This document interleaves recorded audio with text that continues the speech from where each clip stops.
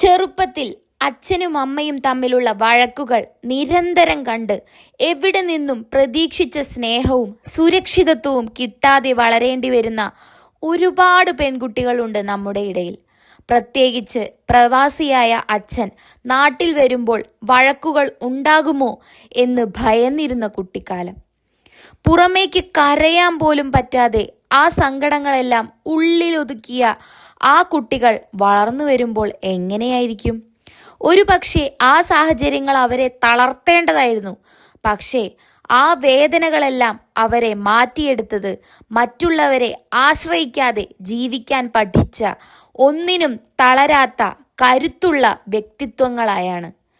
കുടുംബത്തിലെ മൂത്ത മക്കളായി ജനിച്ചത് കൊണ്ട് തന്നെ പ്രതിസന്ധികളെ സ്വന്തം ആത്മവിശ്വാസം കൊണ്ട് മറികടക്കാനും തങ്ങൾക്ക് കിട്ടാതെ പോയ സമാധാനം സ്വന്തം ലൈഫിൽ ഉണ്ടാക്കിയെടുക്കാനും അവർക്ക് സാധിക്കും.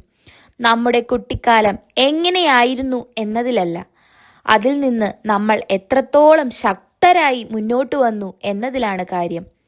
ഇങ്ങനെയുള്ള സാഹചര്യങ്ങളെ പോസിറ്റീവായി അതിജീവിച്ച ഓരോ പെൺകുട്ടികൾക്കും വേണ്ടിയാണ് ഈ വോയിസ്. നിങ്ങളുടെ പോസിറ്റീവ് ചിന്തകൾ താഴെ കമന്റ് ചെയ്യൂ.